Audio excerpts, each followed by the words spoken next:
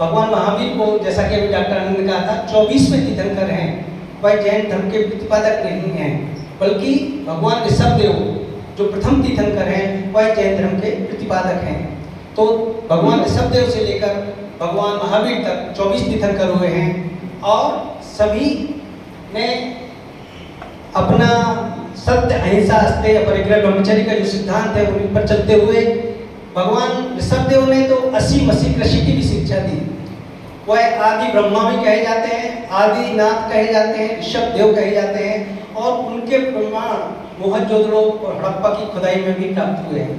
तो इतना प्राचीन जैन धर्म है जब से मानव सभ्यता है। और जैन धर्म, अंग्रेजी में अगर थोड़ा सा सुनना चाहेंगे तो Jains are an ancient community of India with their own distinctive religion and philosophy, worship and rituals, social custom and cultural traditions.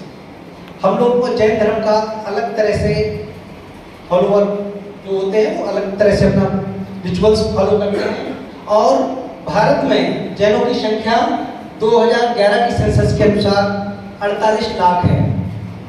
जैनों की संख्या बेशक कम हो, लेकिन उनका बहुत ही प्रभावशाली तरीके से देश के विकास में उनका योगदान है, आर्थिक रूप से, सामाजिक रूप से, हर तरह से।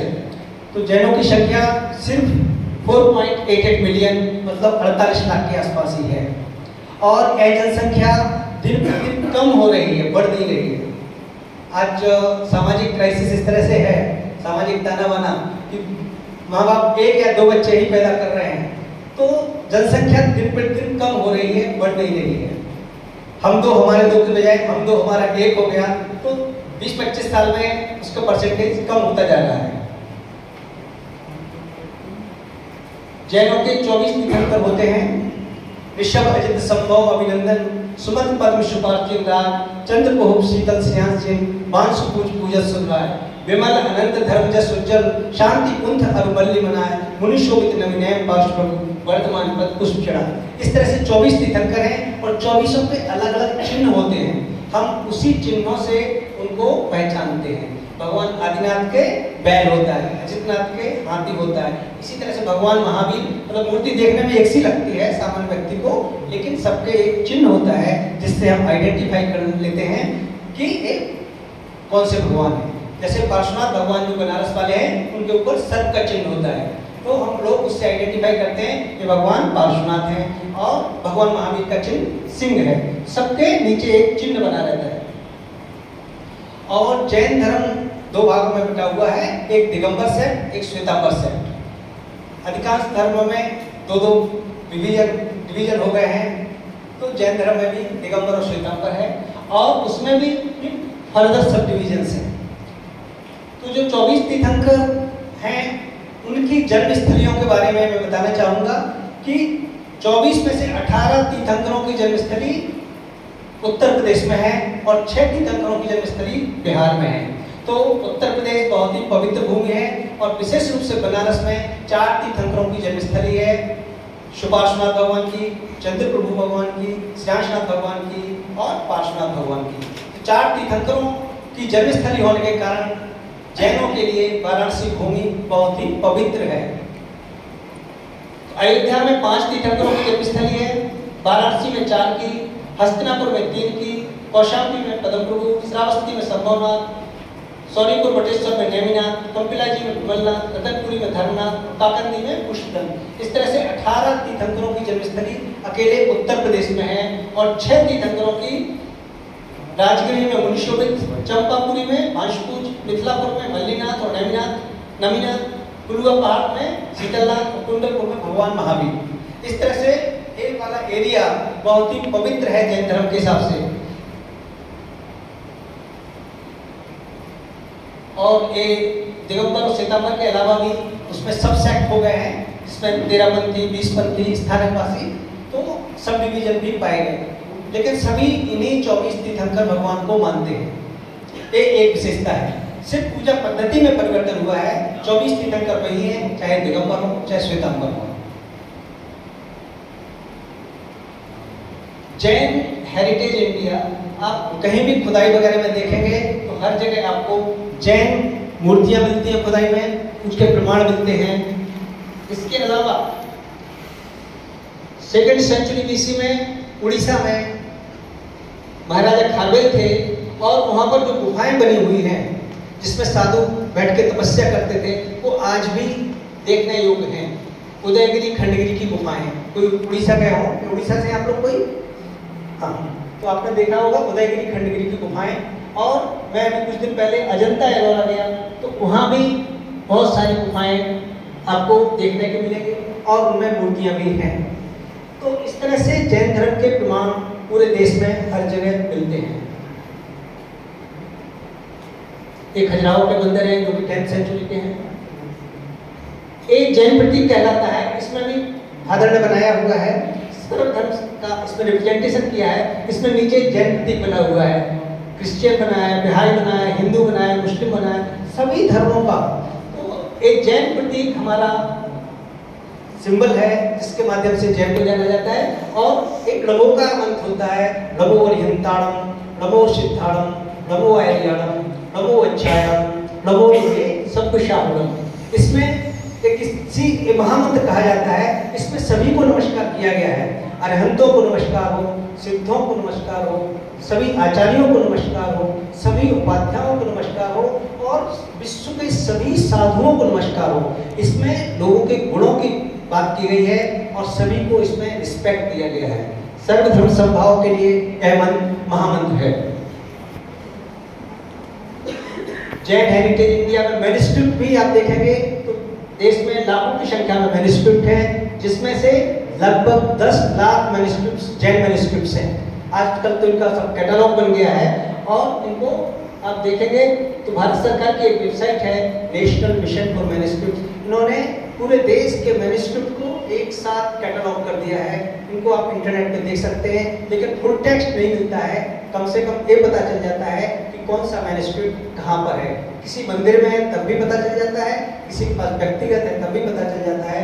तो एक कृति संपदा करके कैटलॉग है और इसको भारत सरकार की वेबसाइट पर namami.gov.in पर देख सकते हैं। तो पूरे देश में सिर्फ जैन के नहीं, कोई भी मैन्युस्क्रिप्ट कहाँ है उसको आप इस कैटलॉग के माध्यम से देख सकते हैं। ये पूरी लिस्ट है।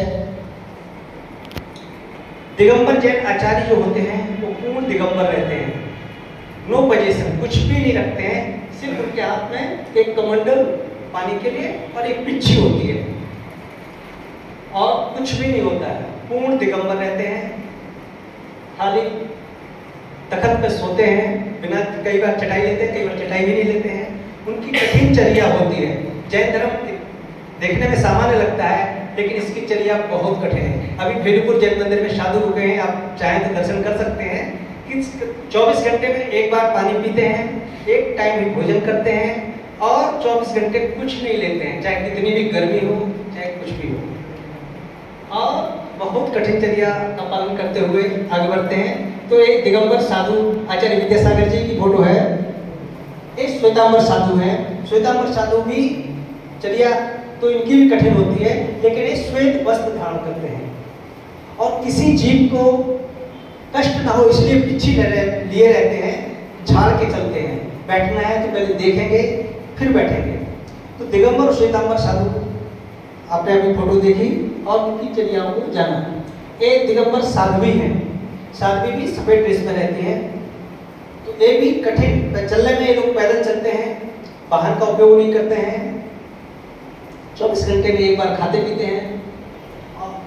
और जैनों की संख्या जैसा कि बताया दिन प्रतिदिन कम होती जा रही है। तो ये पूरा स्टेट वाइज डाटा है कि महाराष्ट्र में 14 लाख, दिल्ली में 1.66 लाख, कितनी जनसंख्या है, टोटल 48 लाख का कैलकुलेशन है। अंडमान में सिर्फ 31 जैन है, लक्षद्वीप में 11। लेकिन जैन कम्युनिटी कम होने के बावजूद भी लिटरेसी में 94% है। जैन लोग हाईएस्ट है। जैन लोगों में स्वाध्याय की एक परंपरा है।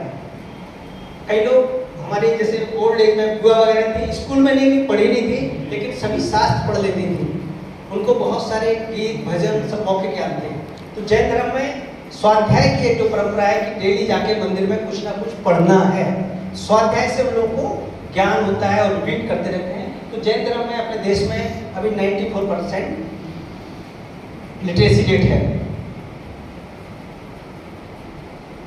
जैन धर्म के जैसे कि अभी चर्चा की गई, मुख्य रूप से 5 प्रिंसिपल होते हैं: सत्य, अहिंसा, अस्तेय, परिग्रह, ब्रह्मचर्य। सत्य के बारे में, अहिंसा के बारे में बता दिया गया। औचारी मतलब चोरी नहीं करना। अपरिग्रह मीन्स नो पोजेशन, कम से कम चीजें रखना, जितनी आवश्यकता हो उतना ही संग्रह करना। लेकिन जैन लोग सबसे ज्यादा रिच होते हैं